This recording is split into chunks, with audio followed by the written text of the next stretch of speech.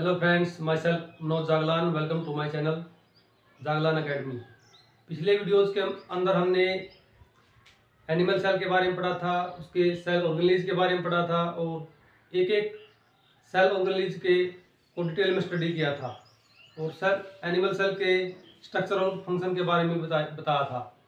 आज का हमारा टॉपिक है प्लांट सेल। हम सबसे पहले प्लांट सेल के बारे में इंट्रोड्यूस करवाएंगे, उसके बाद इसके सेल ऑर्गेनेज है उनको अलग अलग तरीके से डिटेल में स्टडी करवाएंगे और फाइनली प्लांट सेल और एनिमल सेल के अंदर हम आपको डिफरेंस बताएंगे।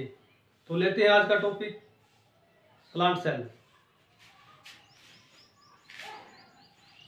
प्लांट सेल की जो डिस्कवरी की थी 1965 के अंदर की थी, रॉबर्ट हुक ने की थी 1665 के अंदर। प्लांट सेल जो उन्होंने डिस्कवर की थी वो पेड़ पौधों की जो छाल होती है उस छाल के अंदर इसकी डिस्कवरी की थी, इसलिए इसको हम कोर्क सेल भी बोलते हैं और यह एक डेड सेल थी।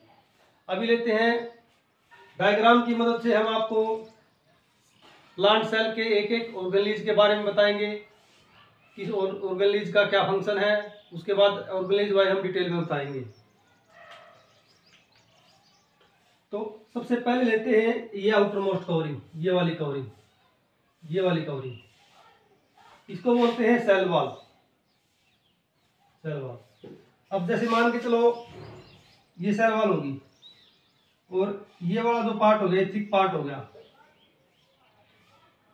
इसको बोलते हैं मिडल लैमेला, और ये होगी दूसरे प्लांट की सेल। एक प्लांट की सेल ये होगी और एक प्लांट की सेल ये होगी। ये बीच में क्या हो गया, मिडल लैमेला। ये क्या करता है, इनको जोड़ने का काम करता है।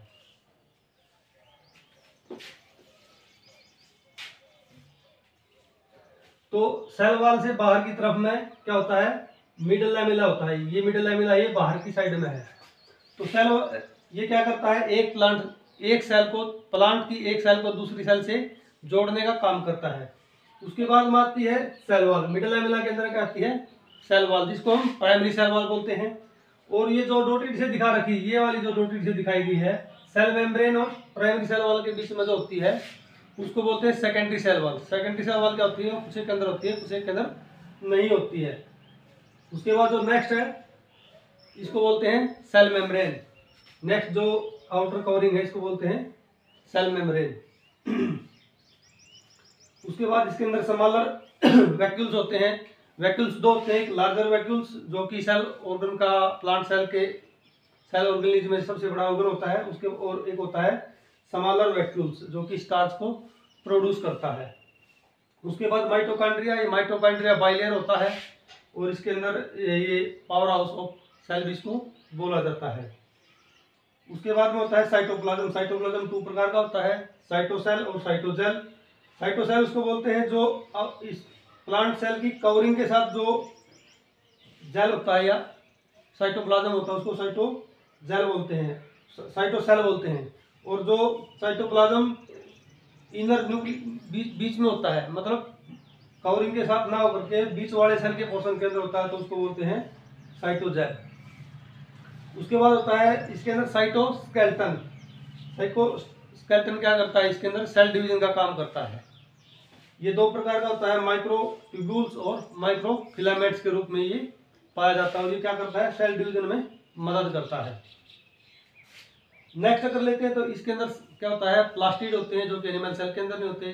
प्लास्टिड 3 प्रकार के होते हैं, क्लोरोप्लास्ट, ल्यूकोप्लास्ट और क्रोमोप्लास्ट। इनका फंक्शन हम आपको डिटेल में बताएंगे। नेक्स्ट है न्यूक्लियस, जो कि सेल का सबसे मेन पार्ट होता है। पूरी की पूरी एक्टिविटीज है वो न्यूक्लियस के द्वारा ही फंक्शन की जाती हैं। ये भी डबल मेम्ब्रेन बाउंडेड होता है। इसके साथ में एंडोप्लाज्मिक रेटिकुलम स्मूथ और रफ दोनों होते हैं, जिसके ऊपर राइबोसोम्स भी पाए जाते हैं। उसके बाद में जो सबसे जो मेन बचता है ये वाला प्लाज्मोडेस्माटा।